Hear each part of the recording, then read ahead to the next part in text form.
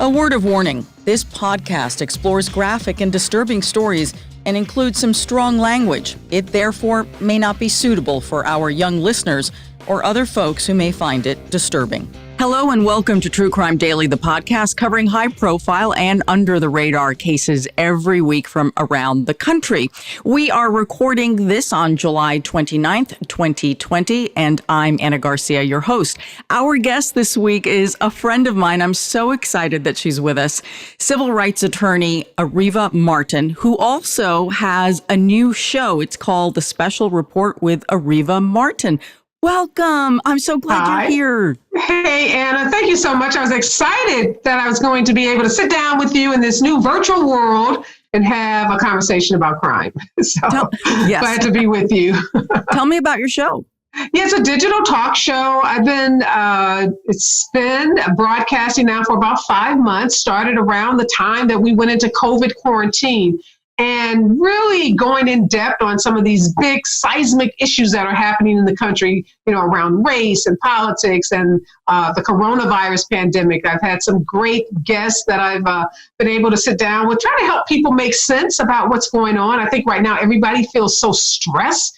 And, there's so much uncertainty in the world, and they see these violent images sometimes played out in the media around the protests. So we've been talking to protesters. We've been talking to Black Lives Matter leaders, Congress people, policymakers, influencers, just trying to help people understand what's happening. Just did a show about the violence in Chicago. I'm going to be sitting down with Reverend Jesse Jackson. He's an iconic civil rights leader who knows a lot about a lot. So just excited about being able to bring people good information and expert analysis. I've had the good fortune of working with experts across the spectrum all over the country. So I get to bring a lot of my friends on to share their brilliance, with my viewers. So excited about that. And, I do my nonprofit work with Special Needs Network. So I've been keeping busy in the pandemic.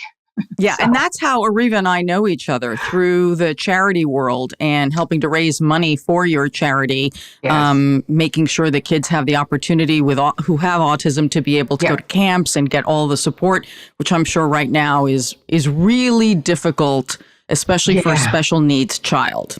Yeah, you'd be happy to know, Anna, our famed Camp JPAC, which the event Pink Pump, which you were honored at a couple of years ago, where we raised money for the camp, starts next week online. So we had to create this whole virtual camp experience. We thought about, do we just skip a year? And we says, no, it's too important, particularly during this period. We wanted to give kids that same camp opportunity. So we figured out how to do it via Zoom.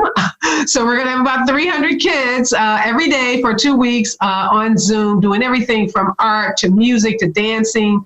So it's going to be a lot of fun. So we're excited about that. Oh, I'm so glad that you're doing the camp, even if it's virtually. That's great news. I'm really happy to hear that. Yeah. Well, you're here to share your brilliance with us. These are the two cases we have this week, Areva. A man in Montana was charged with 64 counts of child sex abuse. However, he was only sentenced to 1 year deferred after reaching a plea deal. This is outrageous. We're going to talk about that in a minute. But first, a man from New York has allegedly confessed to stabbing, then dismembering his wife while on vacation in the south of France. Billy Kruger was arrested last week as he was about to board a plane to leave France.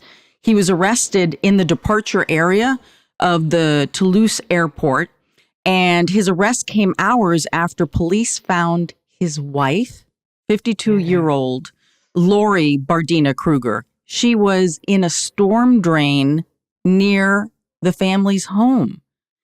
I realize that domestic violence and these kinds of issues do happen all over the world. Yeah. But what's interesting about this case that may be a little different from others is that family members and close friends have said that there were no warning signs, that they didn't seem to have a violent relationship, that there had been no complaints that either had shared. Yeah. So it almost feels like if it just erupted. Yeah, like a fit of rage, like something happened. They were actually at their vacation home, which also makes this so unusual. You think about, a couple going on vacation, it's supposed to be stress-free. It's supposed to be enjoyable.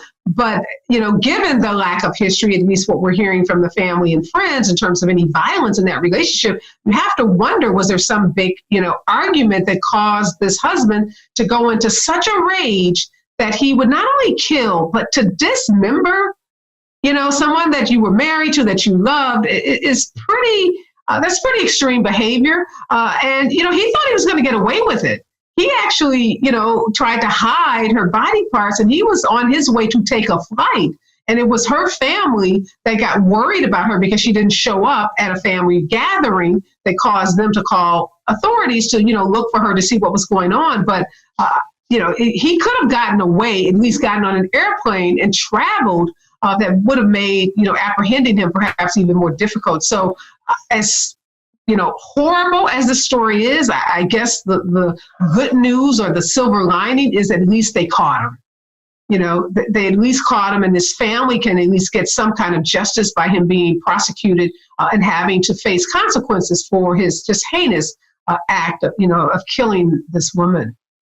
Because even after you kill your spouse, which is violent enough and horrendous enough, then where does your mind go that you decide, oh, I'm going to chop up my wife, and now I'm going to carry her body parts into a sewer, and then I'm going to just shove her into the sewer drain, which, in itself says a lot about how he felt about her, a piece of trash. It's so symbolic, right?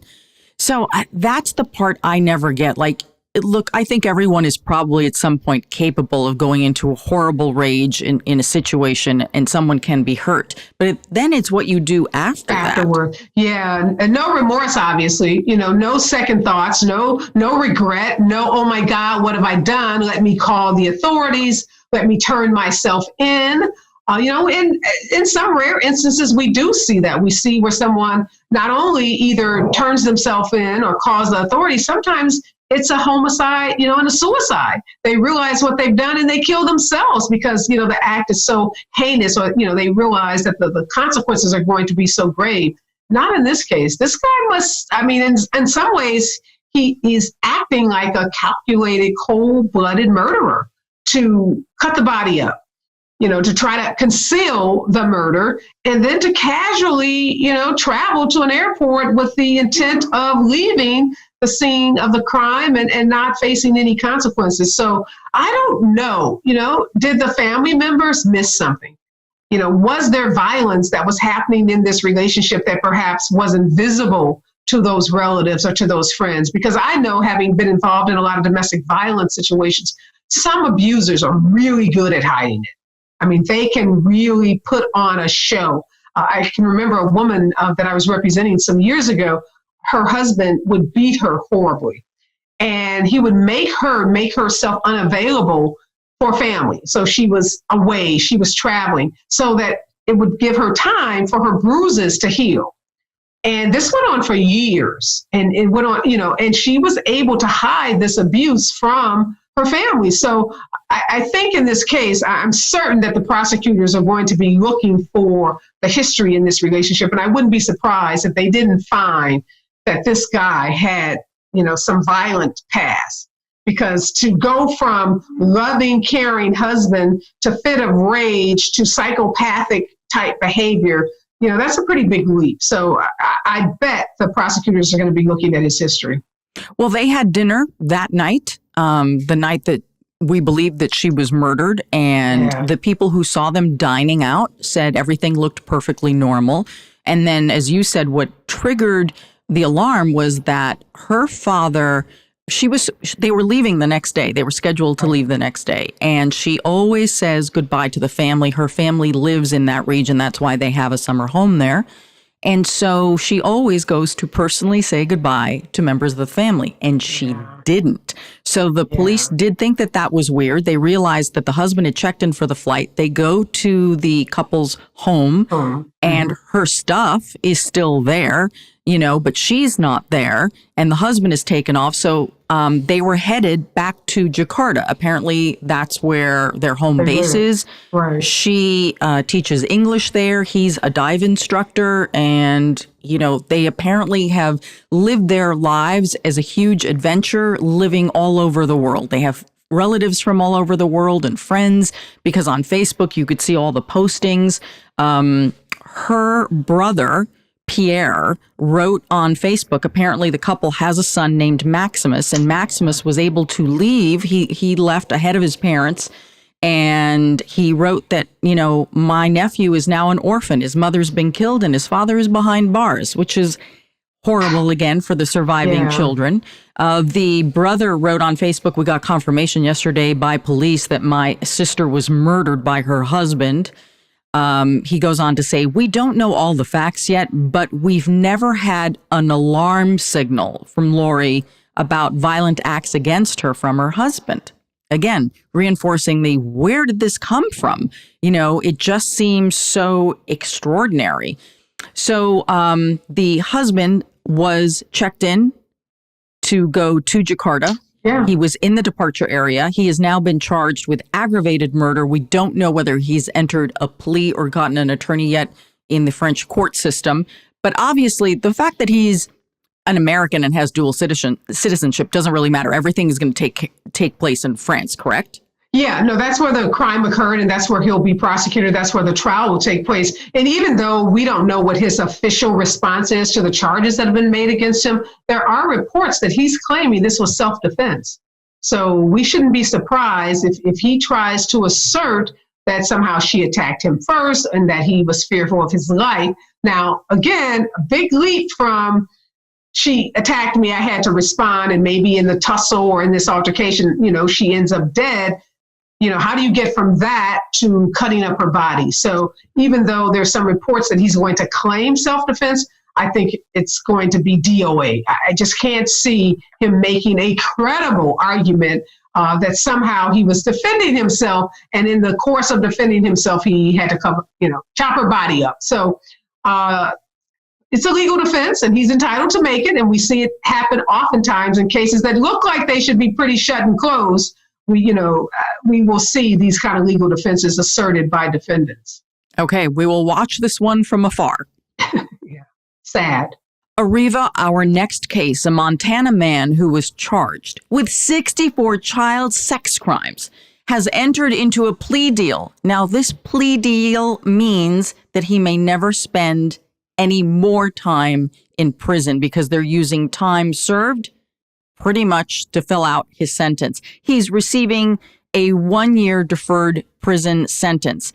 51-year-old William Edward Miller Jr. was arrested in February of 2019 after a 14-year-old high school student accused him of raping her at her home the year before.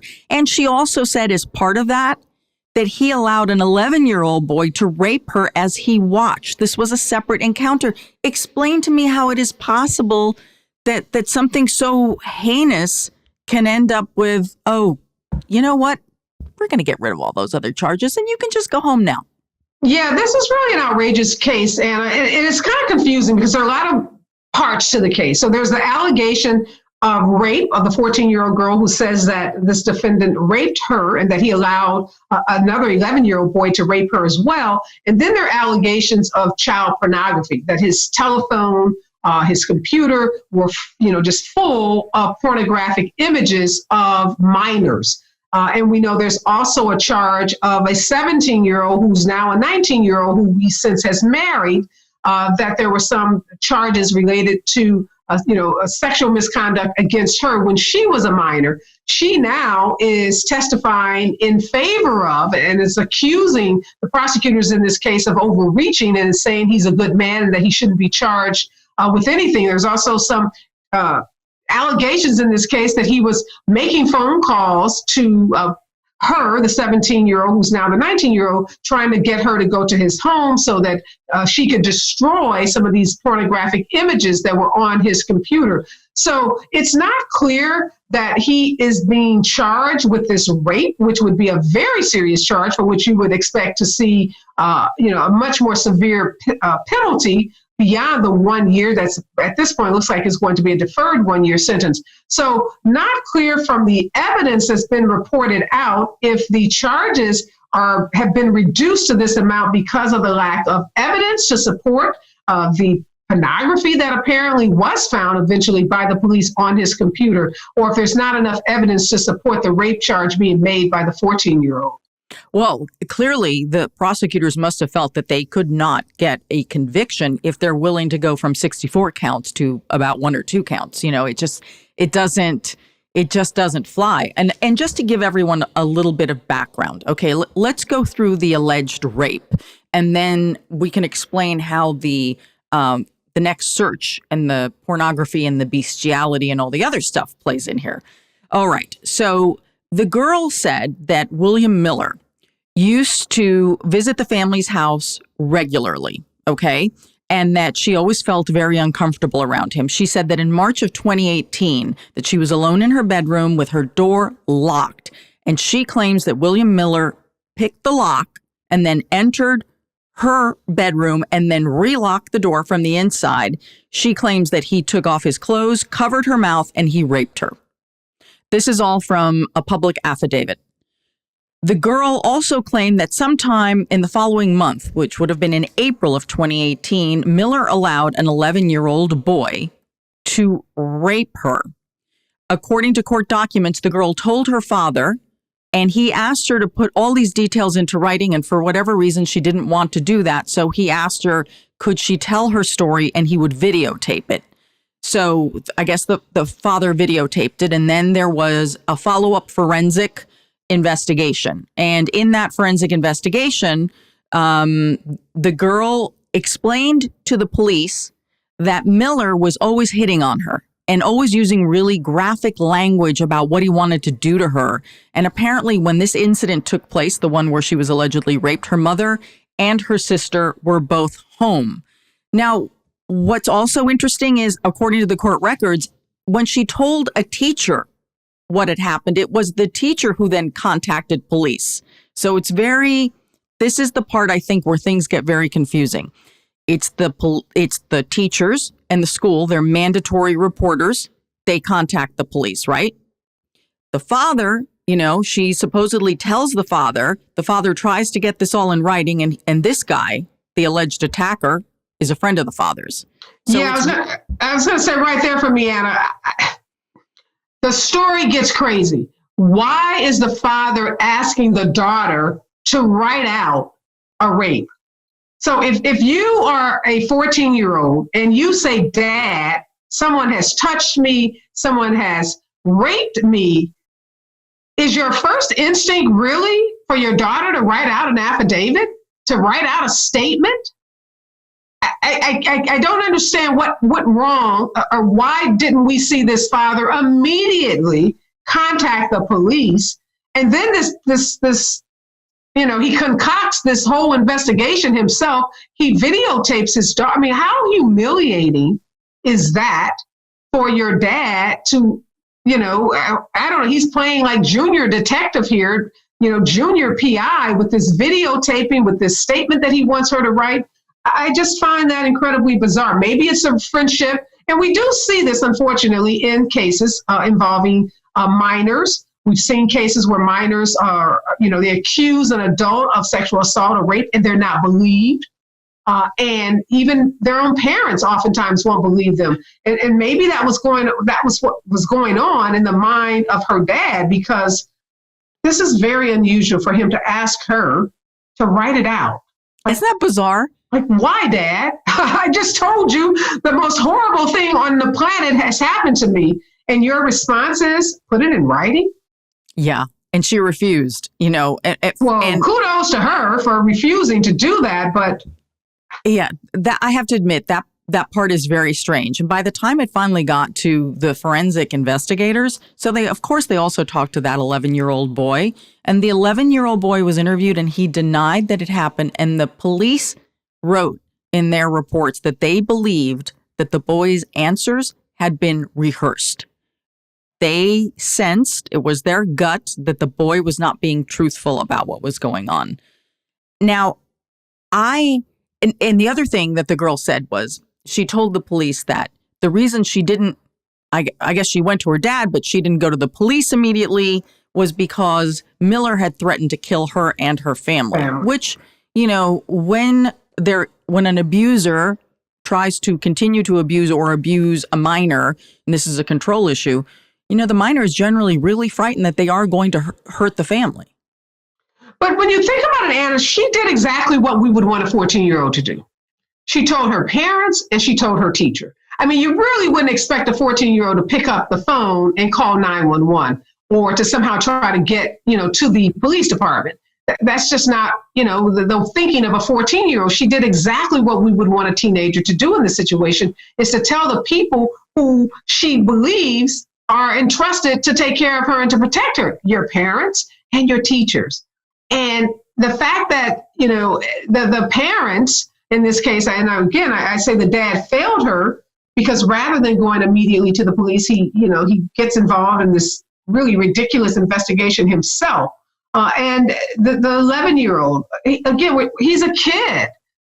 I'm not surprised that his comments seemed rehearsed because he, faces, even though he's a minor, he also could be facing, charges. He could be facing, being put into juvenile detention. So, somebody, maybe Miller, got to him to say, hey, this is what you need to do. This is the story you need to tell.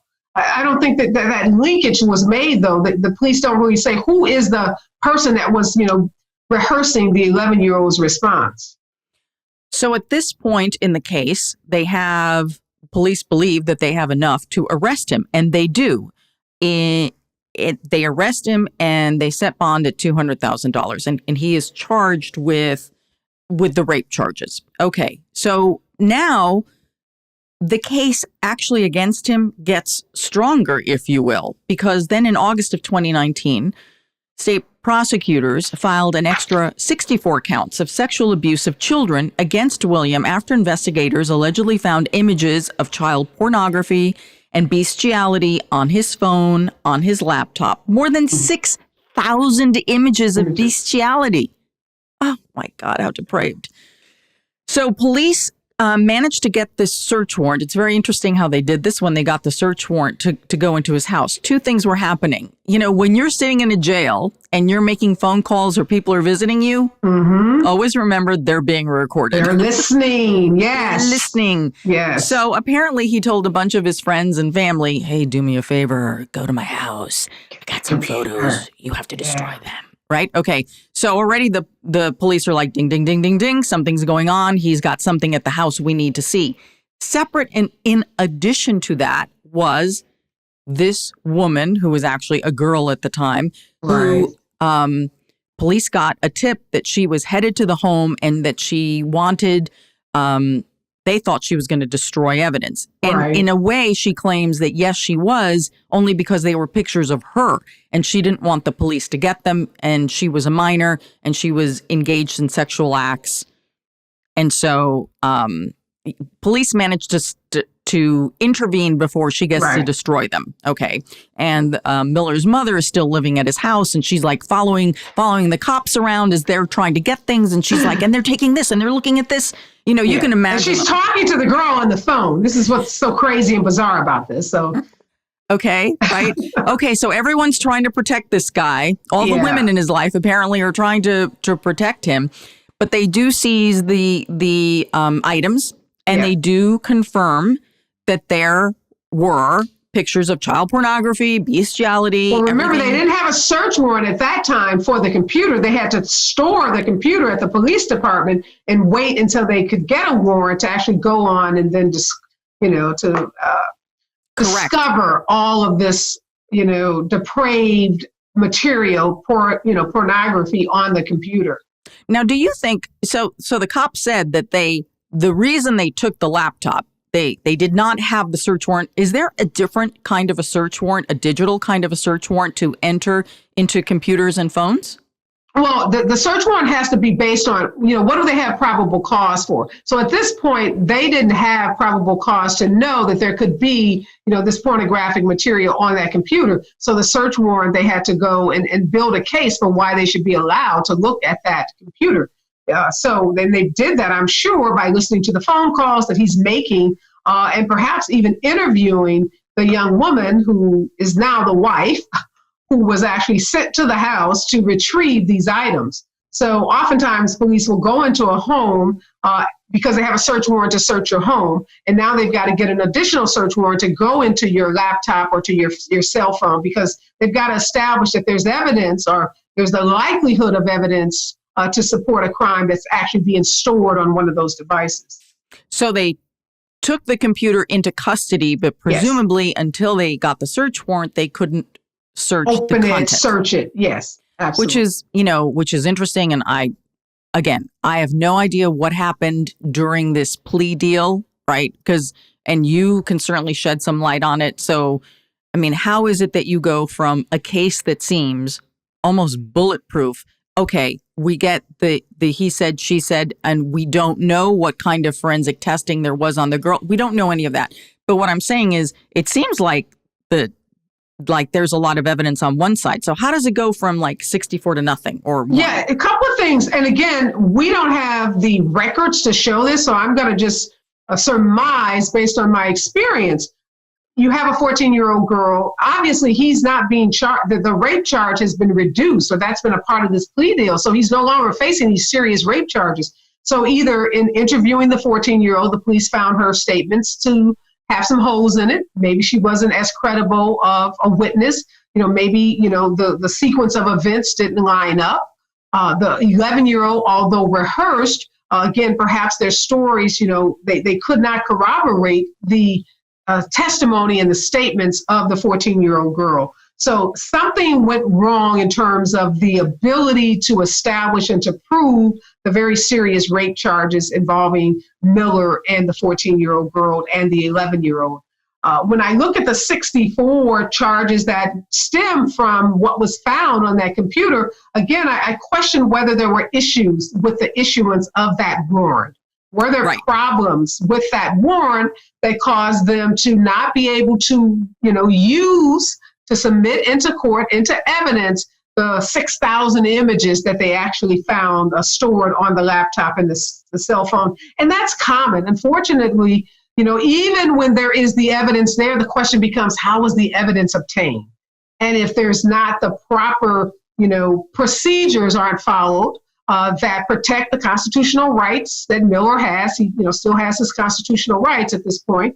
And if there was something wrong with that search, if there was something wrong with that seizure, then that evidence wouldn't be admissible, and they would have no choice but to, reduce the charges or to enter in some kind of plea deal, which is what we saw in this case. Because one of the statements I read from the judge, seemingly expressing how horrendous the case was, but that she had no choice, in terms of the sentencing that she was handing down. So, and we see that a lot, in cases where evidence appears to be really clearly establishing a crime against a particular, defendant or person that's been charged, but then there's something wrong with the way that evidence was gathered.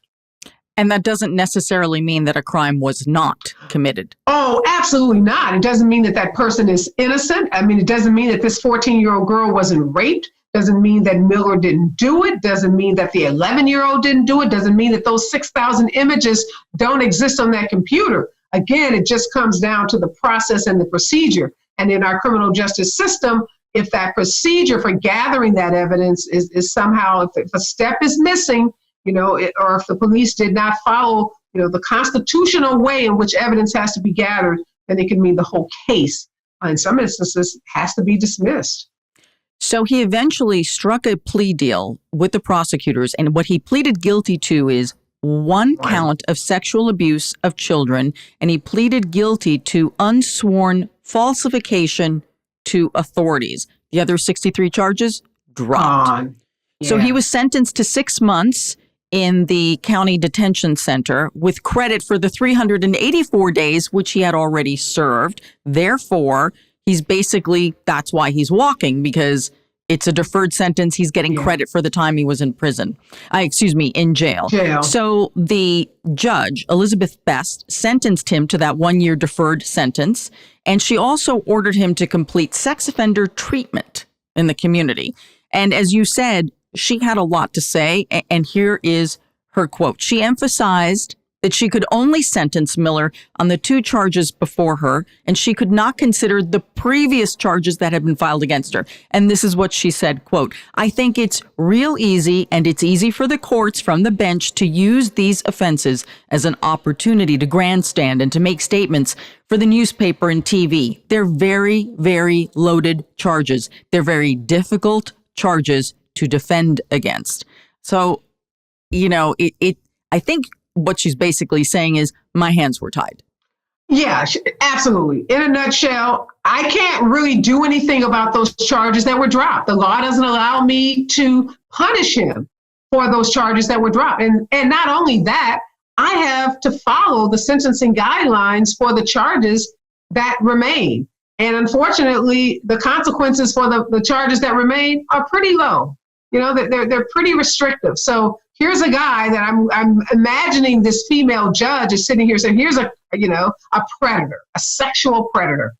And I've got to let him basically walk, a proverbial walk is what this guy is getting. A slap on the wrist, is really what he's getting. And so, the woman who was really pivotal in a lot of this was the woman who would have been underage that he had photos of, who he had married 3 months earlier, which is, I'm a little confused here when exactly he married her, because the photos were taken. Because it's not clear how old she was. She was 17 and now she's 19. Okay. And she claimed those photos were of her. Now, the age of consent for sex in Montana is 16. Here's what's interesting. So she was of age to have sex with him. However, in Montana, in order to be photographed, anyone under the age of 18 photographed in any suggestive or sexual nature is considered pornography. Now, how confusing is that? Well, and then let's add another layer. She said she took the pictures. So she's also claiming that he did not take the pictures, that she had body image issues, and that she took the pictures as a way of expressing her femininity, her beauty, and dealing with her body image issues. And this is the wife now, because she's, legally married to him, who's, making statements in support of him. So 17-year-old having sex, obviously, with a 50-year-old man. Somebody's taking nude pictures of her. They end up, on this electronic device. And now 2 years later, she's saying he's a great guy and that the system is being too hard on him. Ariva, because she is now his wife, could she testify against him? They couldn't force her, right? Yeah, they're not going to force her to testify against him. Very difficult. There are some exceptions to the marital privilege in some situations where a wife can be. I don't see anything in this case based on what we have before us that would support that. But I think what she is doing is supporting him by, taking responsibility for these photographs, saying that she took them, giving us a reason, saying, oh, no, this isn't pornography. This is just a young woman grappling with, body image issues. And this is a guy that is not the beast that you all are describing, but this is my loving husband. In fact, I feel bad for this teenage girl, and I wonder, where are her parents? We're talking about parents, Well, this is what she told the judge, Ariva. William is a kind, compassionate, empathetic man. Never has he manipulated me or controlled me, she said. I ask that we be free of this charge. I feel that we have suffered enough and I am not a victim of my husband. Yes. I'm sure all of this continued to complicate this case, right? So it looks, as we continue to, as this evolves, like the case is falling apart, the witnesses are falling apart. There's something going on with the 14-year-old. We already know, the police thought the 11-year-old was rehearsed. And now the wife is saying this is a loving, kind husband who should be let go. And again, we have the judge, her statement, very veiled statement, but clearly one of frustration about having to give, a pretty light sentence to Miller.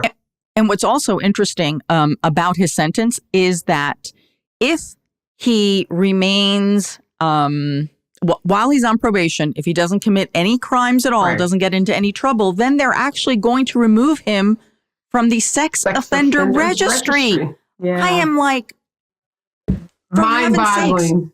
What? Yeah, I mean, the case is just crumbling. So Miller, the man accused here, he had a chance to say something to the judge. And this is what he said. He said, all of this that happened to me, my wife, our kid, has just been a tragic thing. It's destroyed our lives and we're suffering. I've served time in jail for stuff that I didn't even do.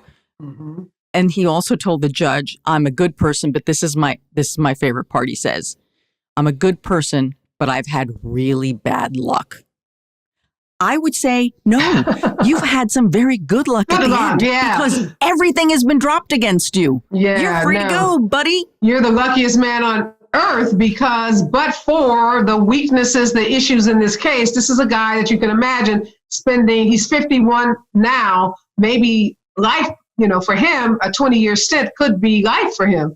So, yeah, I think he has that backwards. He's not unlucky. He's very lucky. Agreed. Time for our comment section. These are the crime stories you all are talking about. A Michigan woman is charged with arson after a car fire explodes in her face. And if you've seen this photo, it's insane. It doesn't make any sense. So a Fraser woman has been charged with setting a car on fire. Now, the video shows her filling an SUV with gas, but Ariva, she's not filling the gas tank. The woman is putting the gasoline into the back of the SUV on the seat in the back. Right. Okay, the window is down. The gas can is by her feet. And so she's poured it in there and she has lit this car on fire.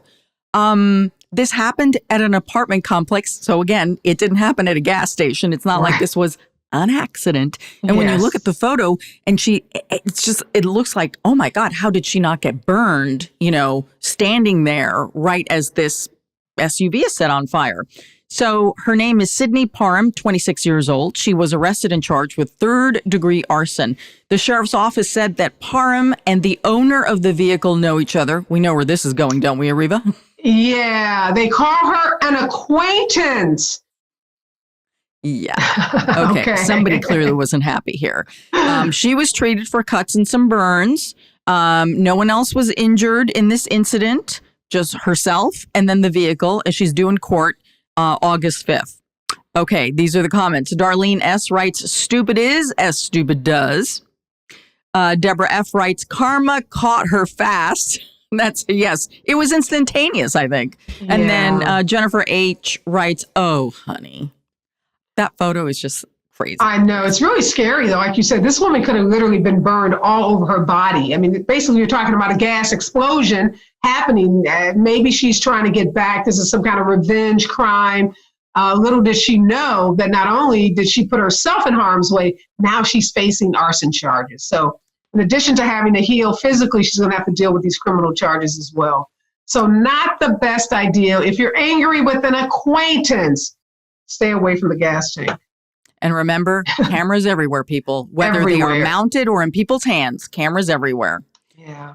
This is the other case that our listeners are all talking about. A New Jersey Starbucks employee has been arrested for allegedly spitting into the drinks belonging to police officers. A Starbucks worker in New Jersey allegedly spat in officers' drinks. Park Ridge police say the department received information that an employee of a local coffee shop was spitting into the drinks of any law enforcement person that patronized that Starbucks. Park Ridge officers arrested Kevin Trujillo. He is 21 years old on charges of subjecting a law enforcement officer to contact with bodily fluid, knowingly tampering with a cup of coffee while knowing it was ordered by a law enforcement officer, therefore creating a hazardous or physically dangerous condition. Very interesting the way the charges are described. I don't know what this guy was thinking. It was really stupid right? He's mad at the police, obviously. That's clear. Right. That there are many ways to demonstrate your anger and frustration at police, at the system. There are many, many ways to do it. Yeah, it's unfortunate. I'd rather see this young man, out peacefully protesting. There are lots of protests all over the country that you can join in. There are lots of forums online where you can express your feelings. But again, out of a job now in the criminal justice system over something pretty stupid. And I can imagine, that's a little scary for police officers who have to go into a Starbucks thinking, as someone who's angry at the police, the concept of police, not that person individually, because they don't even know that individual officer, but maybe just because they wear a badge and a uniform, somebody may decide to spit in their coffee. Kind of scary and gross. I also think it's very cowardly, because if that person has an issue with police reform, that individual officer, then I say have the balls to talk to that person who's standing in front of you and have that conversation. You need to say something? Well, you might as well say it. Look, either way, the guy got fired.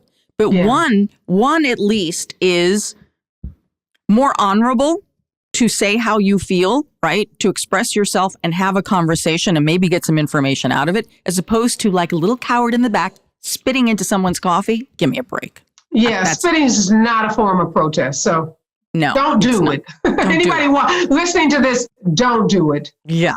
All right. So these are the comments. Gloria G writes, one of the reasons I won't eat or drink anything unless it's at home. Okay, that's true, because we've heard all these stories of people doing weird things at fast food places.